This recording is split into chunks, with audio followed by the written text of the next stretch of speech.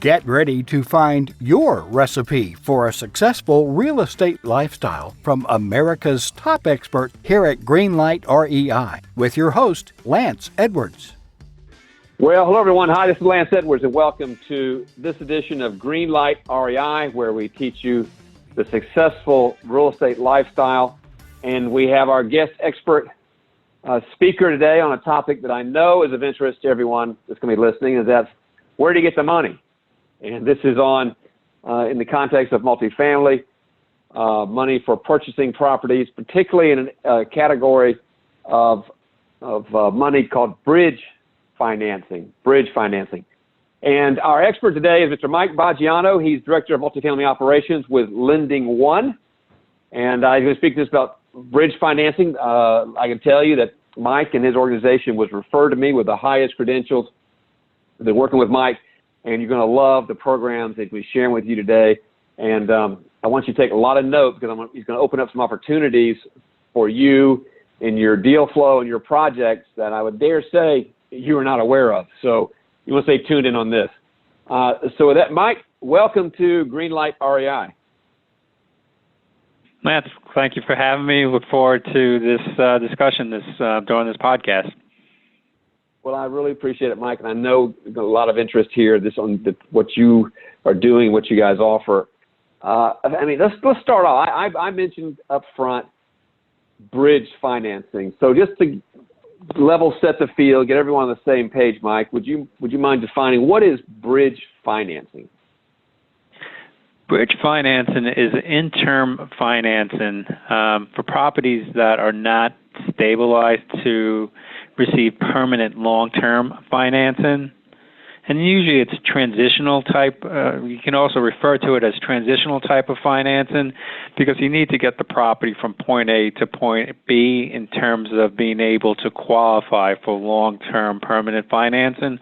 Or if you're buying an opportunity property that's underperforming and that you want to turn it around in the short period of time in order to list it for sale and flip back out of it. You know, a bridge program is usually 1 to 2 years. It allows you to accomplish short-term goals in order to achieve your long-term goals on a property. All right, so it's your interim financing, and I think I heard you say it's primarily for properties that are some level of distress. Is that a fair characterization? They're underperforming the market. It could be distressed where the properties haven't been well maintained. The properties could have under market rents, or the properties could not be stabilized in terms of occupancy. They have a good deal of vacancy within the property that needs to be addressed in order to increase the cash flow on the property to be able to, again, exit out of the bridge financing into either a permanent loan or through a sale. So there's usually some level of underperformance with the property. All right, and you're, Lending One, and particularly your niche is in multifamily. So for everyone listening, define multifamily. Is it large? Is it small? What type of properties are you looking for to loan against? We look for commercial multifamily, which is defined as 5+ units, and then we look for loan amounts from $1 million to $20 million. Unit size, again, from 5 units probably goes up to around 300+ units would fit well within that bucket. And it's just not multifamily. It could be student housing projects. It could be fractured condominiums where you have a borrower that goes in, purchases 75, 80 units of a 100-unit development. That qualifies on our platform as well. Oh, that's interesting. I didn't realize you were doing fractured condominium associations. That's a whole other beast right there. Now, before we get started today, you're talking about 1 to 4 units. Do you guys do anything with the 1 to 4s or the 2 to 4s? We do. We have a separate group within the organization that primarily focuses on the 1 to 4 market, and they provide financing on either a fix and flip type of transaction, or if it's the property's already stabilized, they'll offer long-term rental financing. And if a sponsor has 5+ units, they can also offer long-term permanent financing on a blanket portfolio program. Okay, well, define a blanket for everyone, Mike. What is it when you say a blanket portfolio program? Give an example of that, if you wouldn't mind. Okay, again, it's if a sponsor or borrower has multiple properties that they own, you can refinance all of them under a single loan. So if they own 6 single-family properties in generally the same area, we would finance those properties as a single loan, as a blanket or a portfolio loan. And when we do that, the borrowers receive more favorable pricing in terms of they would come in doing individual transactions. There's economies of scale for both the lender and the borrower when they do a portfolio loan. Got it. All right, got it. So you can refinance within a single loan multiple properties. And yep. And now, the benefit. Let me just add, the benefit there, Lance, is that we offer a 30-year fixed rate program that's very competitive in the marketplace. There are lenders out there. It's basically what they call a hybrid loan, where it's set for 5, 7, or 10 years, and it can amortize over 30 years. But you're looking to refinance once the initial term is up. Here, it's a 30-year fixed rate program that is amortized over 30 years. So it's like a single-family residential loan. You finance it once, and you can keep that loan as long as you want. Now that's fantastic. So let me ask a couple of clarification questions, because that is unique, Mike. So you got a 30-year fixed rate loan. Now this is permanent financing on a refinance. Is this for the 5+ category, or is this the 1 to 4, or both? This is just for the 1 to 4. 1 to 4s. Okay. All right, that's excellent, because there's obviously lots of duplexes, triplexes, and fourplexes out there. All right. Now, are there certain? Let me ask you. So, what's an ideal situation you're looking for? What's an ideal property situation? Is there an ideal market? And then the contrast to that, are there certain situations you just know you're really not interested in, either from a property standpoint or from a market standpoint? I think what we're looking for is properties that are in either urban or suburban areas. Once you start to get into tertiary or rural markets, it becomes more difficult for us to finance. So the preference here is that we're in, either urban or suburban areas, top 100, 125 of the MSAs across the country. Typically, if you Google Earth the property, I guess is a good rule of thumb, and you see either a lot of sand or green or water around the property and not much development, it's probably not a good loan for us. There's the acid test right there. Google Earth. Google Earth. Yeah, or sand, because we get to see it, and it's just we need to understand what the occupancy drivers are for the property, and that the local area can support the transaction. Again, if it's in a rural marketplace, it just makes it that much more difficult, especially in a transitional property, to identify where the tenants are going to be coming from. Got it. Now, and I know you've got different programs, but I don't know if you'd be able to share, like when you're going in on an interim, some bridge financing on a rehab project. When you're evaluating that loan, what kind of loan to value are you looking at, and loan to value, and you can give me ranges if you want, and relative to what? Is it after repaired value, purchase plus cost? How do you evaluate? It's actually on all three factors that you mentioned there. Typically, we look at the front end on the as-is basis. We can go up to 80% on an as-is basis, but typically we're at 70 to 75% on an as-is basis. And then loan to cost, which is the acquisition plus the construction or renovation cost involved in the transaction, we can go 85% loan to cost. And in most instances, we can finance 100% of the renovation cost involved with the transaction. And then on the backside, as renovated or as stabilized, we prefer to be, once the project is completed, that the value's somewhere between a 65 and 70% as stabilized value on that property. Okay, so I can play that back. So the after repaired value, your loan position compared to what the after repaired value, you're comfortable with it, like I think you said 65 to 75%. Is that what you said, Mike? Correct. We can go up to 75%, depending upon the market, because at those levels, given the amount of renovations that are necessary for each of those transactions, the borrower should be at no more than a 65 to 70%, 75% as stabilized or as renovated value, because then they'll get the return on their investment, and then it's easier to qualify for traditional financing if you're at those levels. Right. Okay. So that's how they cash you out on that refinance on the back end. Correct. And that's what most of the sponsors do. And so what type of, I've heard you mention 1 to 2 years. So is there this bridge financing, is that kind of the sweet spot, or is it can go longer than that time frame while they're, stabilizing the property?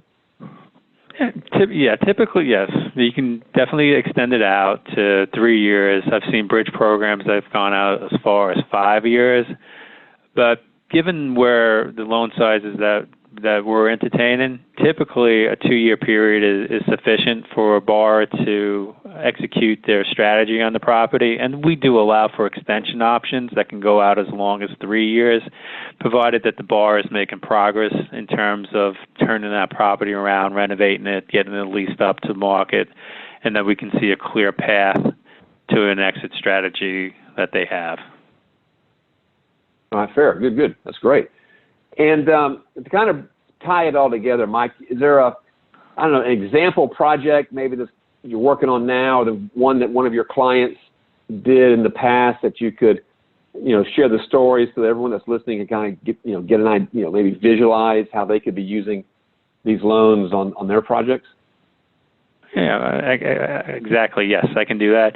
We have a project that we're entertaining. It's a fractured condominium. The sponsor controls 75% of the condominium association, owns 135 out of 183 of the units, has aggregated those 135 units in 3 separate transactions. The latest block was 35 units. 20 of the units are down, so they need to be renovated before they could be leased up and rented out. So we're providing a 2-year bridge program where we'll finance it's a refinance of the existing mortgage. We're providing close to $900,000 in capital and in the CapEx budget for the borrower to utilize to renovate the 20 down units, and also to do some upgrades to the property itself to increase the curb appeal. So the borrower sponsor's plan with us is to have an 18-month term, do most of if not all of the renovations within the first 12 months, stabilize the property, get a little bit of seasoning, and then go out and secure traditional financing either through the banks, the agencies, or the life companies. But the long-term plan is to hold on to it, but he needs to reposition the property, bring the rents to market levels, and then fill up the units that are vacant in order to go out and get the permanent financing. He's a seasoned operator. I'm sorry, go ahead. I didn't mean to interrupt, so I'm sorry. No, so he's a seasoned operator, has a well-thought-out business plan, has a well-defined capital budget in terms of where he's going to be spending the money. And then on his exit, he will be able to refinance out and pull out some of his equity in the transaction and achieve long-term financing. That's really cool and interesting, because for everyone, if you're not familiar with the term fractured condo, it's where, imagine 150 condo units. There's condo association, and it's gotten into distress, and the owners are not paying, and there's no money coming into the condo association, and you got all these different owners scattered all over the place. And I imagine this is kind of the scenario you were describing here, Mike. An individual investor comes in to consolidate, buy up all those distressed individual units, consolidate it into common ownership, and then stabilize it. And in this case, his exit strategy or his plan is to rent the condos, not sell them back out individually. Is that right, Mike? Correct. And it's going to operate as a traditional multifamily property. And if those other units become available, he's going to look to purchase them and operate them as a single asset. Yeah, which is the best thing it needs right now, because you get in a situation you could have 150 properties with 150 different owners, and nobody can agree if it's daylight outside. So that's a great project. So that was basically, he just approached it. And so the example would apply. It's the same as a multifamily situation. He's going in, acquiring it, stabilizing it, rent it up, and then use some of the traditional exit strategies to refinance out and even harvest some of the equity for himself, which is that's pretty much the cookie cutter strategy you see over and over, I imagine. Is that true, Mike?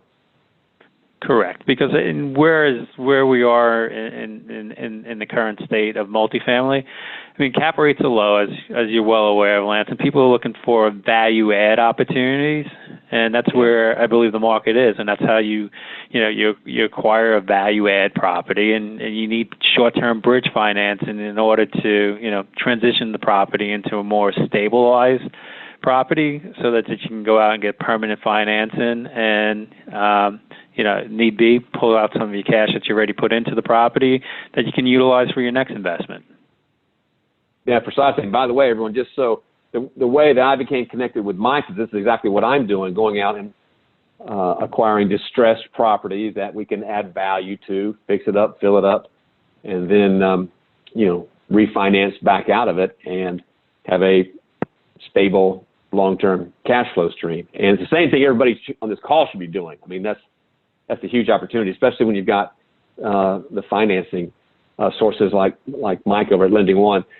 So Mike, I know one of the questions obviously people are thinking right now, and I'm going to go ahead and ask it for them. So in order to for a borrower to qualify, or for their project to qualify, you talked about some of the project attributes. Are there what are the borrower qualifications? Well, borrowers should be seasoned in terms of owning and managing multifamily properties. We like to see, and most lenders would like to see, experience. And on the bridge side, we like to see that this is not their first project on the bridge, on a multifamily property that they're doing. So if they have experience, and it can be, sizable with the 1 to 4s, or it could be smaller multifamily properties, but just to make sure that they have an understanding of what it takes to reposition a property. But that's on the experience standpoint. And then, there is some other financial requirements in terms of net worth and liquidity, and those differ from lender to lender. So, okay, so there's an experience component, there's a net worth / liquidity component. So if a person has a project and they don't have one or both of those attributes, maybe they don't have the experience, they're brand new, or they don't have the net worth, then can they bring in partners to check the box as part of their package? Yes. Yeah, they can. Okay. They can supplement either if they have a lack of experience by bringing in an experienced partner, or if they're a little short on the financial requirements, they can absolutely bring in other partners that will help to subsidize the financials of the sponsorship. So, Mike, let's say we got a listener. Next couple of weeks, or maybe right now, they have a project that, from listening to you, they meet your criteria. How should they be starting with you? And define the ideal situation. They want to put their best foot forward. At what point should they be thinking about presenting a project to you, and what should they be presenting? Ideally is when they're coming close to getting a project under contract, if it's a purchase and sale. And then with that, just having an understanding of what the financing requirements are, both for the acquisition and if they've done any due diligence on the property to identify what the capital expense budget's going to be in terms of renovating the interior units or just, doing any cosmetic repairs to the exterior, because then it gives us an overall picture of what the expenses that are going to be that are going to be incurred. The other thing that's important, and especially when you're doing a transition property, is understanding when the property is going to become stabilized. And again, it's going from point A to point B, and what I mean by when it becomes stabilized is that there's going to be a lease-up period where if the property is currently 50% occupied and we have a borrower that's going to go in and renovate the units and do all the curb appeal improvements that are necessary, it's going to go from 50% to, let's say, 90% in a certain period of time. And we like to see a defined timeline or budget, what we call a pro forma, that shows the individual units being leased up, of what market rents, and then we can determine, when the property becomes stabilized in order to say, okay, is it 6 months, 12 months, 2 years, to identify the appropriate time. Our loan term is as 6 months, 12 months, or 2 years, so the borrower can achieve their goals during our loan term. If it's going to take them 2 years, Lance, and I give them a 12-month loan term, it's not going to achieve their goals. So we just want to make sure our interests are aligned. So what we look for is that pro forma that shows how the borrower is going to get from point A to point B in stabilizing the property. So let me play that back. So it's a pro forma. This is what A looks like. This is what B is going to look like. But you also got to have a narrative of the timeline. How long is it going to take me, and what are the steps we've got to go through to get from A to B? Correct, and it shows it on a month-by-month basis. Yes. So month by month. We're going to do, if we're going to go in and we're going to turn or repair 3 units, and there's say 30 units that are necessary to be repaired and turned, well, that's going to be a 10-month period. So you're probably going to need a 12-month term in order to stabilize the property, renovate it, get it leased up, where you can go back out to the marketplace and get traditional financing. And really, what you're saying is, for everybody, you need your business plan. And you certainly need to know on a month-by-month basis, how do you envision this rolling out? And by the way, what are your contingencies that you should be thinking about as well, so that as Mike says, you don't, obviously a 12-month loan on a 24-month process doesn't make a lot of sense. And so you just got to do your homework, guys. And again, I don't want anybody, and I'm going to say this for benefit of people, that I don't want anybody discouraged on bringing you business, Mike, is if you don't have the experience requirement or the net worth requirement, go find a partner. Bring them in. They can check the box for you on that. Your job is to go out and create the deal flow. Mike, this is, right now, I would guess with all the activity with the cap rate, the low cap rates we're seeing, you kind of mentioned it a moment ago, we've got a lot of people looking for distressed property. Did I hear that right? Is that the situation you guys are seeing? Correct. They're looking for opportunities where they can add value, and sometimes that's that is buying a property that's distressed. And what we're also seeing is a bunch of buildings that are being what they call adaptive reuse or conversions, where they're taking them from, say, an industrial building and converting them into multifamily units. We're seeing that out. We're seeing that in the marketplace as well. That's a heavier lift because you're converting the use of the property, but we're seeing people who are buying industrial buildings in urban areas and converting them into multifamilies. Oh, wow. There you go. Some repurposing going on. And Mike, I just realized one thing we talked about the loan to values going into it. So, and again, I know you got different programs, and this is going to be out there evergreen for time. But, today what type of, for planning purposes, what type of interest rates should someone that's bringing you a project be thinking in terms of for their bridge financing? Interest rates, it's going to be, for the most part, they're adjustable, and they range anywhere between, I've seen in the marketplace, 5%, I've seen up to 15%. And that's dependent upon the project.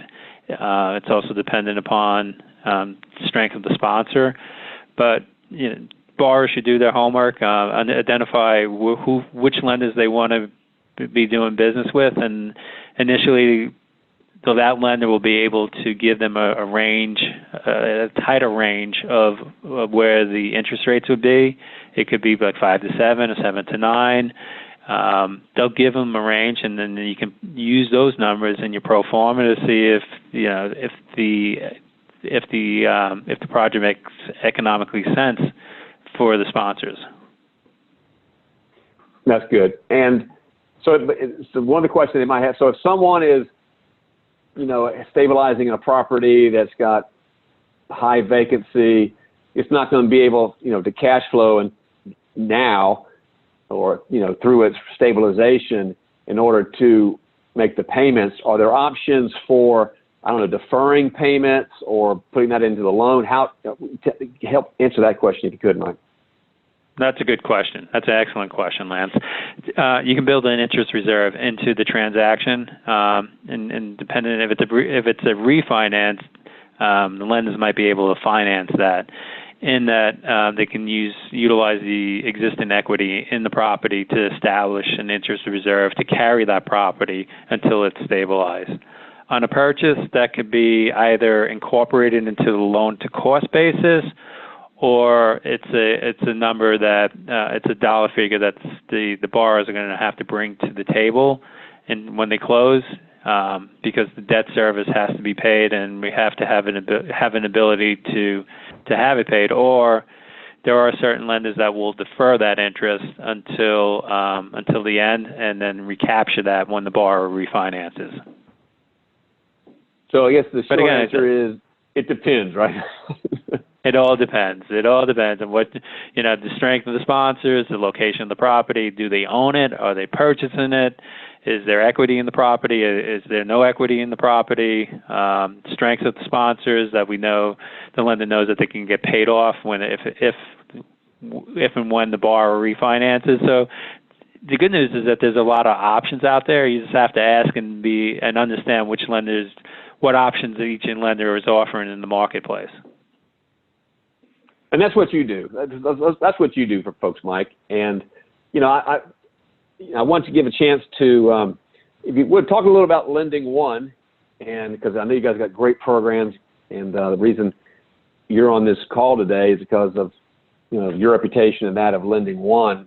So, we would share with people about Lending One, and by all means, let them know how to get in contact with you or Lending One. How would they interface with you to start bringing you business? Okay, Lending One, you can think of us as a residential lender, because that's basically all we do. We finance 1 to 4 properties, and we also finance multifamily. We have the ability on the residential side to finance either fix and flip, rentals, and as we were discussing previously, we can also do portfolio loans. On the residential side, we also do ground-up construction on transactions up to $15 million. And the preference on the ground-up is that it's in an inline space. And what I mean by that, Lance, is that the improvements are to the property in terms of the roads and the utilities, so that all the horizontal improvements that you think of for a property are there, and that you have a developer coming in and doing the vertical construction on the property. Same thing on the multifamily side. We'll do ground construction up to $20 million. We prefer that the plans and improvements are to the property, and then we can finance up to 70% loan to cost there for the developers. So it's a unique It's a unique program. In that we offer both the bridge and the ground-up construction. So if somebody is looking to develop a multifamily property, we can accommodate them here as well. Lending One has been in business for the better part of 4 years. We've funded over $1 billion of properties. Our goal next year is to double that in 1 year. So we have a pretty good trajectory in terms of where we're going to be in finance in 2020. That's really good. Double in the next year. That's excellent. That's an excellent growth target, and there's that kind of activity going on. So how does someone get in contact with Lending One? How do they get in contact, and/or how do they get in contact with you, Mike, when they've got some projects? Well, Lending One, you can go to our website, which is www.lendingone.com, and Lending One is LENDINGONE, so that one is spelled out .com. You can reach me directly in the office, or you can get me on my cell phone. My cell is 954-980-4757. And the office number is, I was looking up an 800 number, but I can't find that, so let me just give you my my direct line. I apologize about that. 561-453-0735. Again, so the office line is 561-453-0735. The cell phone is 954-980-4757. And my email address is mboggiano, MBOGGIANO @lendingone.com. And everyone, let me play that back. We'll put it on the show notes as well, so that everyone can have access to this. And I'll tell you to get to the show notes in just a moment. So lendingone.com. That's their webpage. Office number 561-453-0735 with Mike Boggiano, and his email is mboggiano, BOGGIANO @lendingone.com. And try to take advantage of it. Take advantage of it. You've got a project, need some stabilization, some opportunity, some value add. These are the guys you want to go to, and you heard all the different programs they've got, all the different opportunities, and growing rapidly because they're taking care of their clients. Mike, this has been fantastic. Before we wind up here, is there anything that I didn't ask that I should have asked that you wanted to address, or any final comments you have for our listeners? No, I think you did a great job in addressing it, and I think if you have any questions, reach out to your lenders, because they'll be more than happy to give you candid feedback and give you direction, let you know their thoughts on the project initially, if it's going to work or not. And I think you should utilize your lenders as a resource in terms of when you're looking at properties, because they can give you a pretty good direction of what they've seen in the marketplace, and use them as mentors. That is great input. That is a great point. Wrapping up here, because use them as a resource. I mean, they see what's going on in the marketplace. That was excellent, Mike. I really appreciate your time. I'm thankful for what you guys are doing, and thank you for everything you're doing and sharing with us today. Okay, Lance. Thank you for having me, and look forward to doing business with you and the audience that are participating in this call. Thank you. All right. So everyone, listen, go to the archive page, get access to the show notes. I'm going to give you the website, greenlightreinvesting.com, greenlightreinvesting.com. We're going to post all the contact information for Mike and Lending One. We'll have a summary of the show notes at that archive page. When you go there, you're going to see other podcast archives and great contact, great information, and lots of free information. Go check out greenlightreinvesting.com. So this is going to wrap up this episode of Greenlight REI, and until the next time, make your lifestyle a successful one through real estate. Take care, everyone. Goodbye. You've been listening to The Expert with Lance Edwards. Let us now blatantly and shamelessly bribe you toward creating your own real estate lifestyle by offering you a whole bunch of free stuff. Go to greenlightreinvesting.com and get you some free stuff and this session's show notes.